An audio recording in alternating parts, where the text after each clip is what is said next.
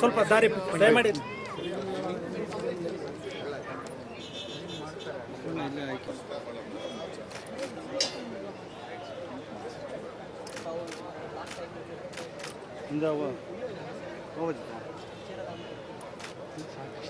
ಏ ಮೊಬೈಲ್ ಹಿಂದೆ ತಳ್ರಿ sir, mobile ಹಿಂದೆ ತಳ್ರಿ, ಕ್ಯಾಮ್ರಾ ಗಡ್ಡ ಬರ್ತೈತಿ.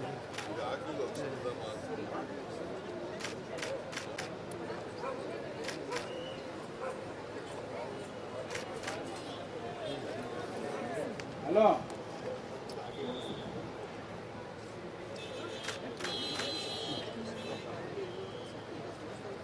ನಾನು ಕ್ಯಾಮ್ರಾ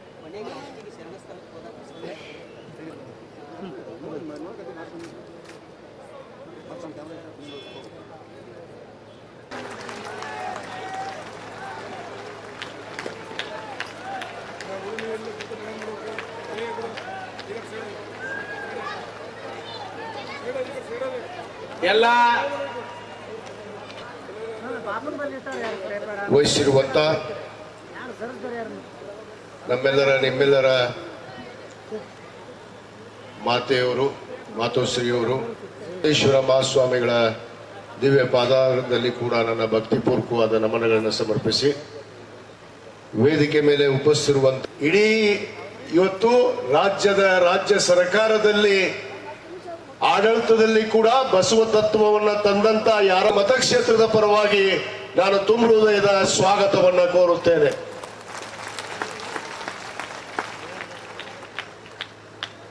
ಅದೇ ತರ ಸನ್ಮಾನ್ಯ ಶ್ರೀ ಸುರೇಶ್ ಭೈರತಿ ಅವರನ್ನು ಕೂಡ ತಮ್ಮೆಲ್ಲರ ಪರವಾಗಿ ತುಂಬ ಹೃದಯದ ಸ್ವಾಗತವನ್ನ ಕೋರುತ್ತೇನೆ.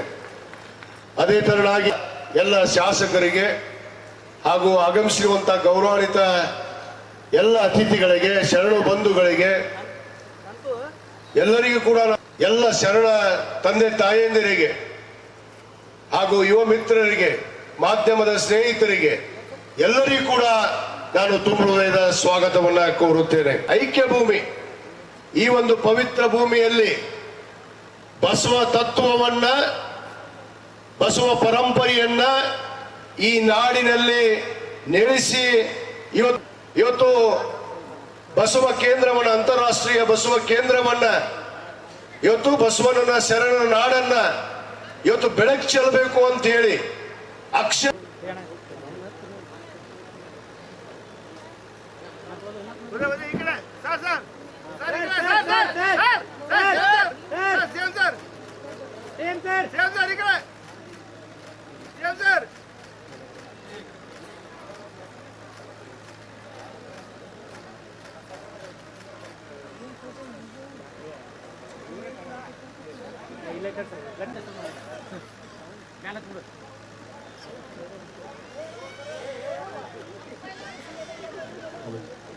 ಸೈಡ್ ಅಣ್ಣ.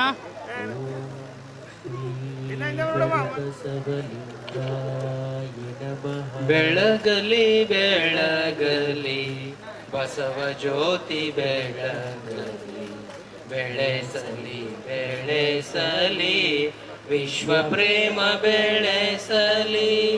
ಬೆಳಗಲಿ ಬೆಳಗಲಿ ಬಸವ ಜ್ಯೋತಿ ಬೆಳಗಲಿ, ಬೆಳೆಸಲಿ ಬೆಳೆಸಲಿ ವಿಶ್ವ ಪ್ರೇಮ ಬೆಳೆಸಲಿ. ಮೇಲೋ ಕೀಳೆಂಬ ಅಸಮತೆ ಅಳಿಯಲಿ, ಎಲ್ಲರೂ ಸಮರೆಂಬ ಸದ್ಭಾವ ಮೂಡಲಿ. ಬಲ್ಲಿದ ಬಡವ ಭೇದ ಭಾವ ತೊಲಗಲಿ, ಕ್ಷುಲ್ಲಕ ಬುದ್ಧಿಯ ಕತ್ತಲೆಯು ಹರಿಯಲಿ. ಕೆಲವು ಮಟ್ಟಿಗೆ ಅಳವಡಿಸಿಕೊಂಡು ಕಾರ್ಯರೂಪಕ್ಕೆ ತರ್ತಾ ಇದ್ದೀರಿ. ಬಸವಣ್ಣನವರ ಕಲ್ಯಾಣ ರಾಜ್ಯ ನಿರ್ಮಾಣದ ಕನಸನ್ನ ನನಸು ಮಾಡ್ತಾ ಇದ್ದೀರಿ ಅಂದಾಗ ನಮಗೆಲ್ಲರಿಗೂ ಮಾಡಿದ್ರು. ಪೂಜೆ ಮುಗಿಸ್ಕೊಂಡು ಬರ್ತಾ ಇದೆ ಅಷ್ಟೊತ್ತಿಗೆ ಫೋನ್ ಮಾಡಿದ್ರು, ಮಾತಾಜಿ ಬಹಳ ವಿಶೇಷವಾದಂಥ ಒಂದು ಕಾರ್ಯವನ್ನ ಮಾಡಿದ್ದಾರೆ. ಏನೆಂದರೆ ಶಿವಮೊಗ್ಗ ಅನ್ನುವಂಥ ಈ ಒಂದು ಹೆಸರನ್ನ ನಾಮಕರಣ ಮಾಡಿದ್ದಾರೆ. ಇದನ್ನೇ ನೀವು ಘೋಷಿಸ್ರಿ. ಇದು ಬಹಳ ಮಹತ್ವಪೂರ್ಣವಾದ್ದು. ಯಾಕೆಂದ್ರೆ ವಿಶ್ವ ವಿನೂತನವಾದಂಥ ಅನುಭವ ಮಂಟಪವನ್ನ ಕಟ್ಟಿ ಗುರು ಬಸವಣ್ಣ ವಿಚಾರವನ್ನ ತಿಳಿಸ್ಬೇಕು ಅಂತ ತಿಳ್ಕೊಂಡು ನಾನು ಕಳಕಳಿಯಿಂದ ಕೇಳ್ಕೊಳ್ತಾ ಇದ್ದೀನಿ. ಅಂದಾಗ ಶರಣ ಬಂಧುಗಳೇ, ಇವತ್ತ ಮುಖ್ಯಮಂತ್ರಿಗಳು ಬಂದದ್ದು ನಮಗೆ ಬಹಳ ಸಂತೋಷ. ಪರಮ ಪೂಜ್ಯ ಮಾತಾಜಿ ಶರಣ ಮೇಳಕ್ಕೆ ಮುಖ್ಯಮಂತ್ರಿಯಾಗಿ ಬಂದದ್ದು ಇದೇ ಫಸ್ಟ್ ಟೈಮ್ ಅಂದಾಗ ನನಗೆ ಬಹಳ ಸಂತೋಷ, ಆನಂದ ಅನಿಸ್ತಾ ಇದೆ. ಗುರು ಬಸವಣ್ಣನವ್ರ ಬಗ್ಗೆ ಅಭಿಮಾನ, ಅವ್ರ ಬಗ್ಗೆ ಇರುವಂತ ಒಂದು ಅಭಿಮಾನ ಭಾಗ್ಯ, ಎಲ್ಲ ಭಾಗ್ಯವನ್ನು ಬಡವರ ಬಗ್ಗರಿಗಾಗಿ ಸಾಕಷ್ಟು ಕಾರ್ಯವನ್ನ ಮಾಡಿದಕ್ಕಾಗಿ ಅವರಿಗೆ ದಾಸೋಹ ರತ್ನ ಅನ್ನುವಂತಹ ಒಂದು ಒಪ್ಪದೇ ಇಲ್ಲಲ್ಲ.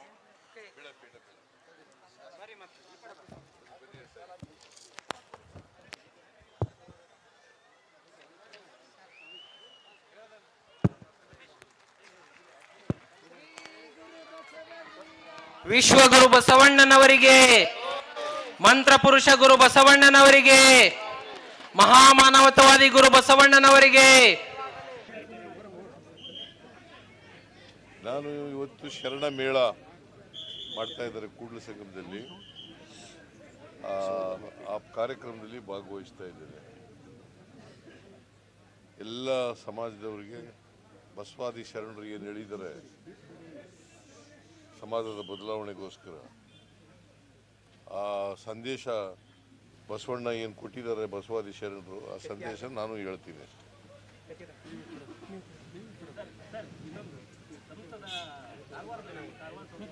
ಅನಂತಕುಮಾರ್ ಹೆಗಡೆ ಮಾತನಾಡುವ ಬರದಲ್ಲಿ ಅಯೋಧ್ಯೆಗೆ ರಾಮ ಮಂದಿರ ನಿರ್ಮಾಣಕ್ಕೆ ಇನ್ವಿಟೇಷನ್ ಬಂದರೂ ಸಿದ್ದರಾಮಯ್ಯ ಹೋಗಲ್ಲ ಅಂತ ಹೇಳ್ತಾರೆ. ನೀವು ಬರ್ರಿ ಬಾ ಅಥವಾ ಬಿಡು ಮಗನೇ ಅನ್ನುವಂಥ ಪದವನ್ನು ಉಪಯೋಗಿಸಿದ್ದಾರೆ. ಅವ್ರ ಸಂಸ್ಕೃತಿ ಅದು. ಅನಂತಕುಮಾರ್ ಹೆಗ್ಡೆ ಇದಾರಲ್ಲ, ನಾವು ಅಧಿಕಾರಕ್ಕೆ ಬಂದಿರೋದೇ ಸಂವಿಧಾನ ಬದಲಾವಣೆ ಮಾಡಕ್ಕೆ ಅಂತ ಹೇಳಿದವರು.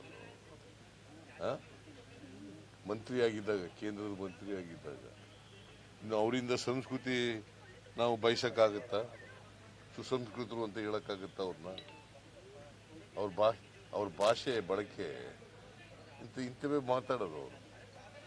ರಾಜ್ಯದ ಮುಖ್ಯಮಂತ್ರಿಗೆ ಗೌರವ ಕೊಡಬೇಕನ್ನುವಂಥ ಕನಿಷ್ಠ ಜ್ಞಾನ ಇಲ್ಲ. ಈಗ ರಾಜ್ಯದ ಮುಖ್ಯಮಂತ್ರಿಗಳಿಗೆ ಗೌರವ ಕೊಡೋರು ಇದ್ದಾರೆ, ಗೌರವ ಕೊಡದೇ ಇರೋರು ಇದ್ದಾರೆ. ರಾಜಕೀಯವಾಗಿ ಮಾತಾಡೋರನ್ನ ಗೌರವ ಕೊಡಿ ಅಂತ ಕೇಳಕ್ಕಾಗತ್ತಾ? ಅವರು ರಾಜಕೀಯವಾಗಿ ಅಶ್ಲೀಲ ಪದಗಳು ಬಳಸಿದ್ರೆ ಅವರ ಘನತೆಗೆ ಕುಂದು ಬರ್ತದೆ ಅಷ್ಟೇ. ನನಗೇನಾಗಲ್ಲ. ಅವರು ಮಾಜಿ ಕೇಂದ್ರದ ಮಂತ್ರಿ ಆಗಿದ್ದವರು. ಅವರು ಯಾವ ಭಾಷೆ ಬಳಸಬೇಕು ಅಂತಕ್ಕಂಥದ್ದು ಅವ್ರಿಗೆ ಗೊತ್ತಿಲ್ಲ ಅಂತಂದರೆ ಅವರು ಸುಸಂಸ್ಕೃತರಲ್ಲ, ಮನುಷ್ಯರಲ್ಲ, ಅಮಾನವೀಯವಾದಂಥವರು ಅಂತ ತೋರಿಸುತ್ತೆ ಅಷ್ಟೇ. 37ನೇ ಶರಣ ಮೇಳ ಈ ಶರಣ ಮೇಳದ ದಿವ್ಯ ಸಾನ್ನಿಧ್ಯ ವಹಿಸಿರ್ತಕ್ಕಂಥ ಪರಮ ಪೂಜ್ಯ ಜಗದ್ಗುರು ಡಾಕ್ಟರ್ ಮಾತೆ ಗಂಗಾದೇವಿ ಅವರಲ್ಲಿ ನಮಸ್ಕರಿಸಿ, ಪೂಜ್ಯ ಮಹದೇಶ್ವರ ಸ್ವಾಮೀಜಿಯವರಲ್ಲಿ ನಮಸ್ಕರಿಸಿ,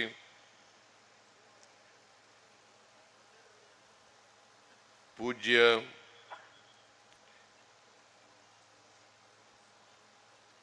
ಬಸವಯೋಗಿ ಸ್ವಾಮೀಜಿ ವಿಶ್ವ ಕಲ್ಯಾಣ ಮಿಷನ್ ಕುಂಬಳಗೋಡು ಇವರಿಗೆ ನಮಸ್ಕರಿಸಿ,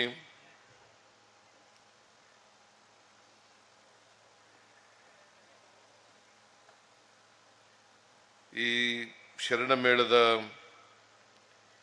ಅಧ್ಯಕ್ಷತೆ ವಹಿಸಿರ್ತಕ್ಕಂಥ ಈ ಕ್ಷೇತ್ರದ ಶಾಸಕರು ಆದಂಥ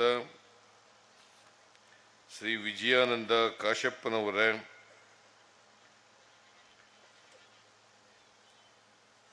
ಬಾಗಲಕೋಟೆ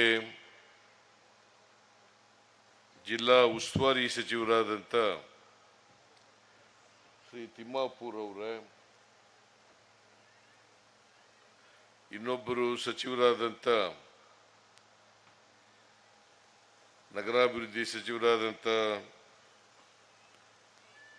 ಶ್ರೀ ಬೈರ್ತಿ ಸುರೇಶ್ ಅವರೇ,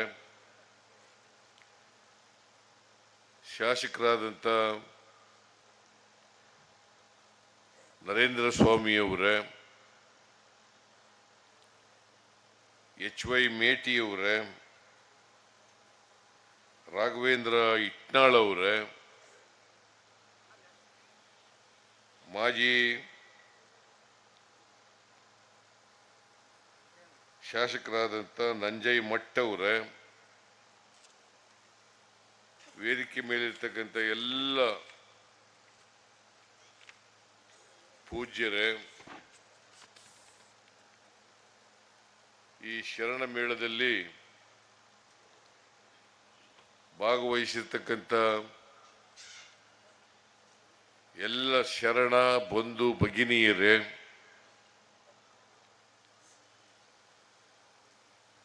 ಮಾಧ್ಯಮದ ಎಲ್ಲ ಗೆಳೆಯರೇ,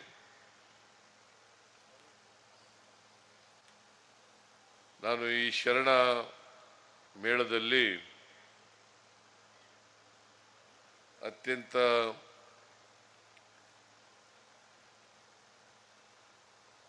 ಭಕ್ತಿಪೂರ್ವಕವಾಗಿ ಮತ್ತು ಸಂತೋಷದಿಂದ ಭಾಗಿಯಾಗಿದ್ದೇನೆ.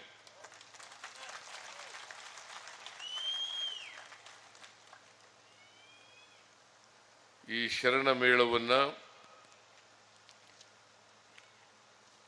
ಅತ್ಯಂತ ಸಂತೋಷದಿಂದ ಉದ್ಘಾಟನೆಯನ್ನ ಮಾಡಿದ್ದೇನೆ. ಇದು 37ನೇ ಶರಣ ಮೇಳ.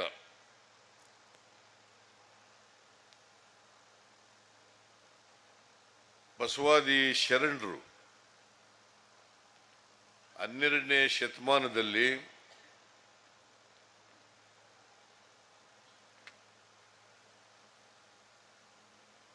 ಈ ನಾಡಿನಲ್ಲಿ ಸಾಮಾಜಿಕ ಕ್ರಾಂತಿಯನ್ನ ಮಾಡಿದರು.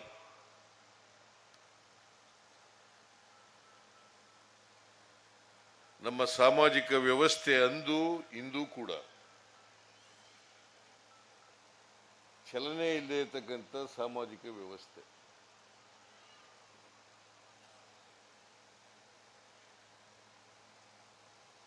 ನಾವು ಸ್ವಾರ್ಥಕ್ಕೋಸ್ಕರ ಚತುರ್ವರ್ಣದ ಜಾತಿ ವ್ಯವಸ್ಥೆಯನ್ನು ನಿರ್ಮಾಣ ಮಾಡಿಕೊಂಡು, ಇದು ದೇವರು ಮಾಡದ್ದಲ್ಲ ಅಥವಾ ಶರಣರು ಮಾಡದ್ದಲ್ಲ.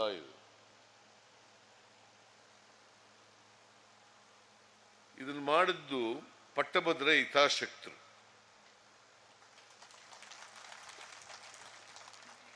ತಮ್ಮ ಸ್ವಾರ್ಥ ಸಾಧನೆಗೋಸ್ಕರ ಬಹುಸಂಖ್ಯಾತ ಜನರನ್ನ ಸಮಾಜದಲ್ಲಿ ಅಕ್ಷರ ಸಂಸ್ಕೃತಿಯಿಂದ ವಂಚಿತರನ್ನಾಗಿ ಮಾಡಿದರು. ಅಕ್ಷರ ಸಂಸ್ಕೃತಿಯಿಂದ ವಂಚಿತರನ್ನಾಗಿ ಮಾಡಿದರು. ಯಾರಿಗೆ ಅಕ್ಷರ ಸಂಸ್ಕೃತಿ ಸಿಕ್ತು, ಯಾರಿಗೆ ಅವಕಾಶಗಳು ಸಿಕ್ಕಿದ್ರು, ಅವರೆಲ್ಲರೂ ಕೂಡ ಮೇಲ್ಜಾತಿಗೆ ಸೇರಿದ್ರು ಅಂತೇಳಿ ತೀರ್ಮಾನ ಮಾಡಿದ್ರು. ಬ್ರಾಹ್ಮಣ, ಕ್ಷತ್ರಿಯ, ವೈಶ್ಯ, ಶೂದ್ರ ಈ ಚತುರ್ವರ್ಣ ವ್ಯವಸ್ಥೆಯನ್ನ ಮಾಡಿದ್ರು. ಸಾವಿರಾರು ವರ್ಷಗಳ ಕಾಲ ಇದು ಆಚರಣೆಯಲ್ಲಿತ್ತು, ಈಗಲೂ ಇದೆ. ಬಸವಾದಿ ಶರಣರು ಈ ಸಾಮಾಜಿಕ ವ್ಯವಸ್ಥೆ, ಅಸಮಾನತೆಯಿಂದ ಕೂಡಿರ್ತಕ್ಕಂಥ ಸಾಮಾಜಿಕ ವ್ಯವಸ್ಥೆ ಇದೆಯಲ್ಲ, ಇದ ಬದಲಾವಣೆ ಮಾಡಬೇಕು. ಮತ್ತೆ ನಮ್ಮ ಸಮಾಜದಲ್ಲಿರ್ತಕ್ಕಂಥ ಮೂಢನಂಬಿಕೆಗಳು, ಕಂದಾಚಾರಗಳು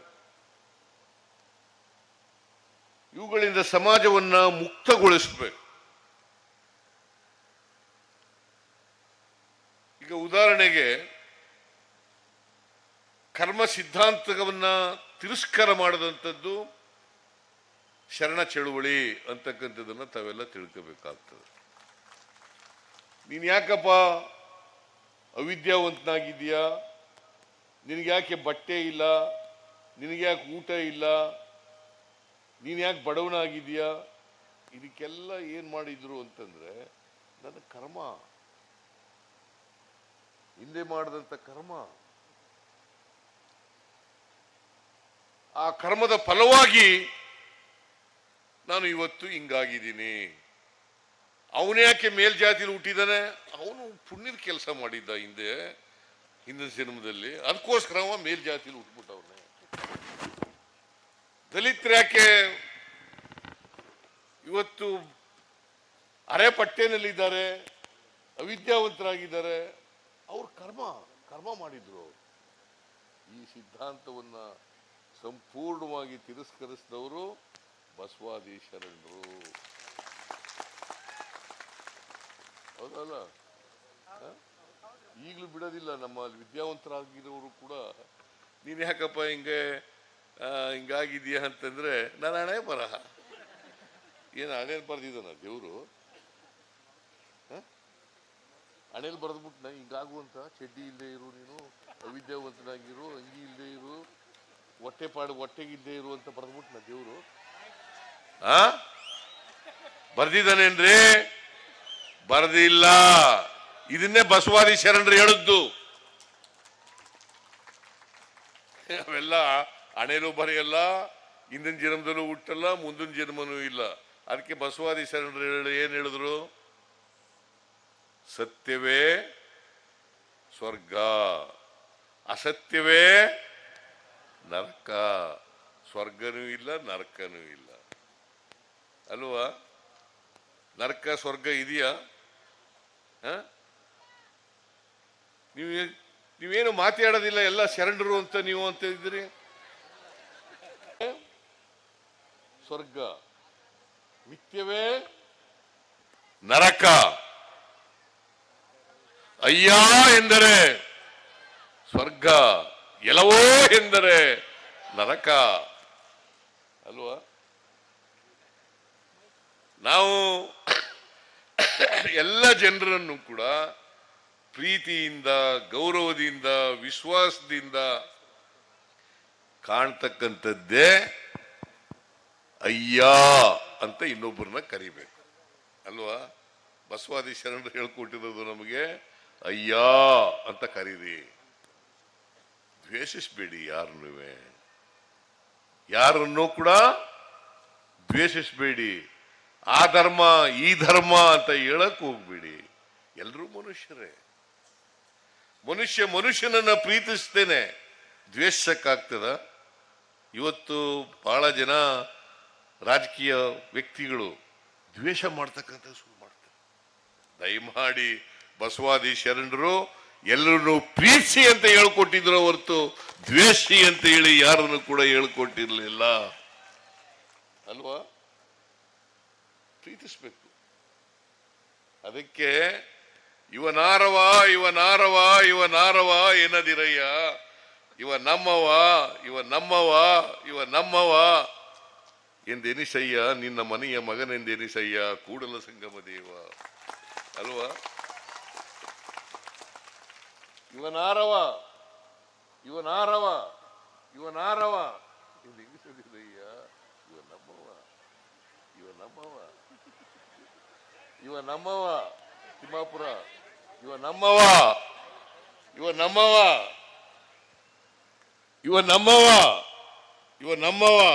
ಎಂದೆನಿಸಯ್ಯ, ನಿನ್ನ ಮನೆಯ ಮಗನೆಂದೆನಿಸಯ್ಯ, ಕೂಡಲ ಸಂಗಮ ದೇವ. ಎಂಥ ಉದಾತ್ತವಾದಂಥ ಮೌಲ್ಯ. ಇದನ್ನ ಹೇಳಿ ಎಷ್ಟು ವರ್ಷ ಆಯ್ತು? 800 ವರ್ಷಗಳ ಹಿಂದೆ ಹೇಳಿದ್ದು. ಆದ್ರೂ ಇನ್ನೂ ಹೋಗಿಲ್ಲ ಜಾತಿ. ಹೋಗಿದ್ಯಾ ಏನ್ರಿ? ಹೋಗೇ ಇಲ್ಲ. ಅದು ಹೋಗಿಸ್ಬೇಕಲ್ಲ. ಅದು ನಿಮ್ಮಿಂದ ಮಾತ್ರ ಸಾಧ್ಯ.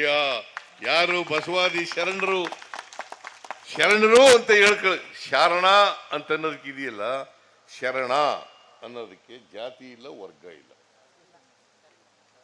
ನೋ ಕಾಸ್ಟ್, ನೋ ಕ್ಲಾಸ್, ಯಾವ ಧರ್ಮ ಇಲ್ಲ, ಯಾವ ಜಾತಿ ಇಲ್ಲ. ಅದೇ ಶರಣ ತತ್ವ ಅಂತಕ್ಕಂಥದ್ದು ಅಲ್ವೇನಮ್ಮ ತಾಯಿ ಗಂಗಾ ಮಾತೆಯವರೇ? ಅದೇ ಶರಣ ತತ್ವ ಈ ಚಳುವಳಿನೇ ಮಾಡಿದ್ರು. ನಾನು ಅದಕ್ಕೆ ಹೆಂಗಾಗಿದೆ ಅಂತಂದ್ರೆ, ನಮ್ಮ ಜಾತಿ ವ್ಯವಸ್ಥೆ ಬಹಳ ಗಟ್ಟಿಯಾಗಿದೆ, ಚಲನೆ ಇಲ್ಲ. ಚಲನೆ ಇಲ್ಲದೆ ಇರೋದ್ರಿಂದ ಬಸವಾದಿ ಶರಣರ ಕಾಲದಲ್ಲಿ ಸ್ವಲ್ಪ ಜಾತಿ ವ್ಯವಸ್ಥೆ ಸಡಿಲಾಯಿತು, ಮತ್ತೆ ಸೇರ್ಕೊಬಿಡ್ತು. ಆ ಚಳವಳಿ ಬಸವಾದಿ ಶರಣರ ಕಾಲದಲ್ಲಿ ನಡೀತಲ್ಲ, ಆ ಚಳವಳಿ ಮುಂದುವರಿದ್ರಿಂದ ಮತ್ತೆ ಗಟ್ಟಿಯಾಗ್ಬಿಡ್ತು.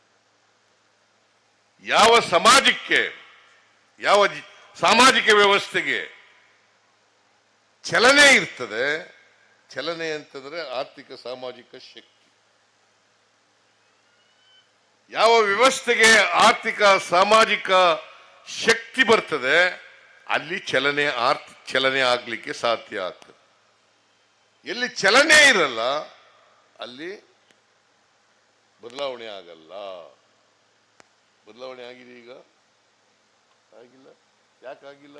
ಚಲನೆ ಇಲ್ಲ. ಯಾಕೆ ಚಲನೆ ಇಲ್ಲ? ಆರ್ಥಿಕ ಸಾಮಾಜಿಕ ಶಕ್ತಿ ಇಲ್ಲ. ನಮ್ಮ ಸಮಾಜದಲ್ಲಿ ಬಡವರಿದ್ದಾರೆ, ದಲಿತರಿದ್ದಾರೆ, ಹಿಂದುಳಿದವರಿದ್ದಾರೆ, ಅಲ್ಪಸಂಖ್ಯಾತರಿದ್ದಾರೆ. ಅವ್ರಿಗೆ ಯಾರಿಗೂ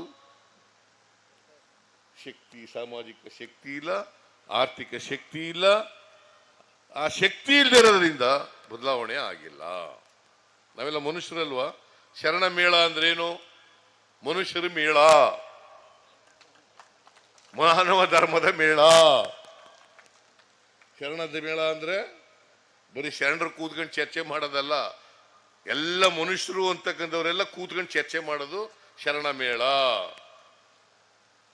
ಅಲ್ವಾ? ಹೌದಾ ಸ್ವಾಮಿ? ಹೌದಾ ತಾಯಿ ಹೇಳೋದನ್ನ ಕರೆಕ್ಟ್ ಅಲ್ಲ? ಸ್ವಾಮೀಜಿಯವರೆಲ್ಲ ಇದ್ದೀರಿ ಇಲ್ಲಿ. ಮನುಷ್ಯರಾಗಿರೋದೇ ಅದಕ್ಕೆ ಕುವೆಂಪು ಒಂದ್ ಕಡೆ ಏನ್ ಹೇಳ್ತಾರೆ ಅಂತಂದ್ರೆ, ಹುಟ್ಟುವಾಗ ಎಲ್ಲರೂ ಕೂಡ ವಿಶ್ವಮಾನವರಾಗಿ ಹುಟ್ಟುತ್ತಾರೆ. ಬೆಳೀತಾ ಬೆಳೀತಾ ನಮ್ಮ ವ್ಯವಸ್ಥೆ ಜಾತಿ ವ್ಯವಸ್ಥೆಯಿಂದ ಕೂಡಿರೋದ್ರಿಂದ, ವೈರುಧ್ಯತೆಗಳಿಂದ ಕೂಡಿರೋದ್ರಿಂದ ಆಮೇಲೆ ಅಲ್ಪ ಮಾನವರಾಗ್ಬಿಡ್ತಾರೆ. ವಿಶ್ವಮಾನವರಾಗಬೇಕಾಗಿರೋರು ಅಲ್ಪ ಮಾನವರಾಗ್ಬಿಡ್ತಾರೆ. ನಾವೆಲ್ಲ ಮಾಡ್ಬೇಕಾಗಿರೋದು ಏನಪ್ಪಾ ಅಂತಂದ್ರೆ, ಕುವೆಂಪು ಅವರು ಹೇಳಿದ ರೀತಿಯಲ್ಲಿ ವಿಶ್ವಮಾನವರಾಗ್ಲಿಕ್ಕೆ ಪ್ರಯತ್ನವನ್ನ ಮಾಡಬೇಕು. ವಿಶ್ವಮಾನವರಾಗದೇ ಇರ್ಬೋದು, ವಿಶ್ವಮಾನವರಾಗ್ಲಿಕ್ಕೆ ಪ್ರಯತ್ನ ಮಾಡಬೇಕು. ಅದೇ ಬಸವಾದಿ ಶರಣರಿಗೆ ನಾವು ಸಲ್ಲಿಸ್ತಕ್ಕಂಥ ಗೌರವ.